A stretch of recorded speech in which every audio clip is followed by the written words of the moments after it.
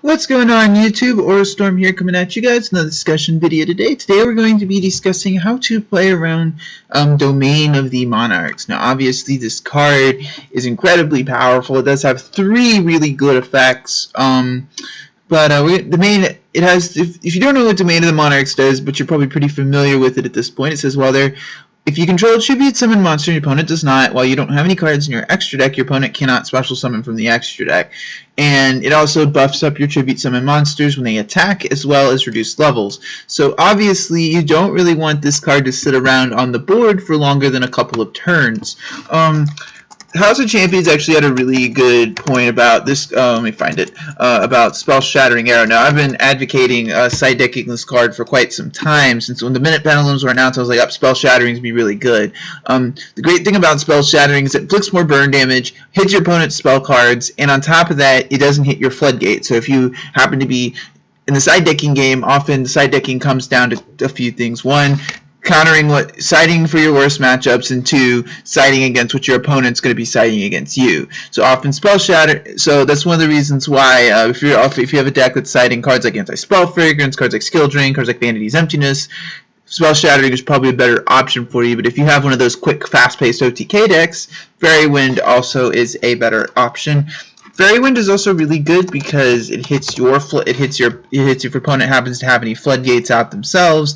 But most of the time with Monarchs outside, all they have face up are spell cards. So I feel like Spell Shattering is probably the better card against Monarchs. The main thing is we don't want their domain to sit. One of the best ways to play around, if you read Domain of the Monarchs, one of the best ways to play around the card is to simply tribute summon a monster. Now, obviously, and in the Pendulum era, that is not that difficult. Especially if you're playing something like Draco Pals or Magicians, you're probably main decking cards like Magic Spectre Unicorn Kirin, cards like Odd Eyes Pendulum Dragon, cards like Mist Valley Apex Avion as well. You're probably main decking these cards, and the thing is, you can tribute summon them to get around. One of the best ways to I've found in Magicians to play around Domain is to Pendulum summon for 3, and then including Kirin, and then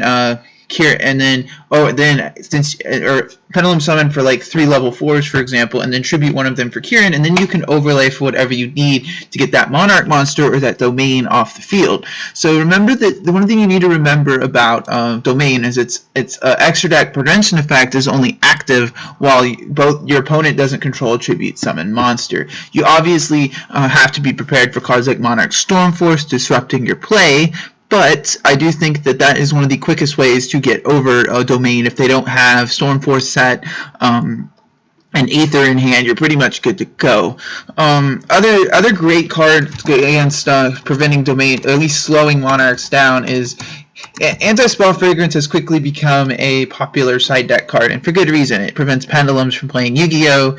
It also prevents but the thing it does great against Monarchs is it slows them down, it makes them wait. And that's kind of it's the same theory with it's the same theory people had against Necros, is that you slow them down, you prevent them from using their spells for a turn, it really slows them down to a crawl.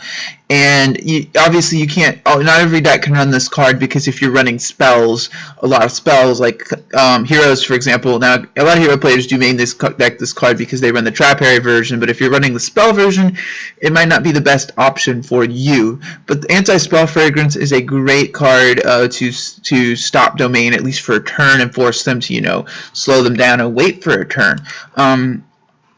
As far as the other thing is, although this is a quite bigger problem, is you can just simply get their Monarch monster off the field. Cards like, if they don't have, but the problem is they might have cards like March of the Monarchs out. So a great card, great cards that non-targeting removal is often a great card to get around it. Monarch Stormforce is a great card to play around. Obviously, if you're playing something like Burning Abyss, for example, you might be side decking cards like Majesty's Fiend and Vanity's Fiend. Well, you can Stormforth and then play Majesty's Fiend, and then you have a tribute summon monster, and you've gotten their monster off the field. There are other non-targeting forms of removal, but most of those cards are reliant on the extra deck. Cards like Ignister, for example, has to be brought out of the extra deck, so unless you have a tribute summon monster, you're not going to be able to do that.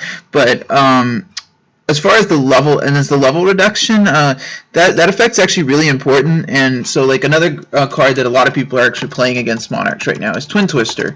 Now Twin Twister is pretty much seeing play at 2 if not 3 in most decks nowadays, and for good reason, because it's basically like having 2 MSTs at the cost of 1 card. So one of the reasons I like, personally, I'm not the biggest fan of Twin Twister as far as like me personally, because but it forces players to not like to think about how many cards they want to set, and I think that's a good thing. Twin Twister in combination with something like Anti-Spell Fragrance is a great combination, and I do think Twin Twister is another great card to play around Domain of the Monarchs. So that comes to the end of the video today.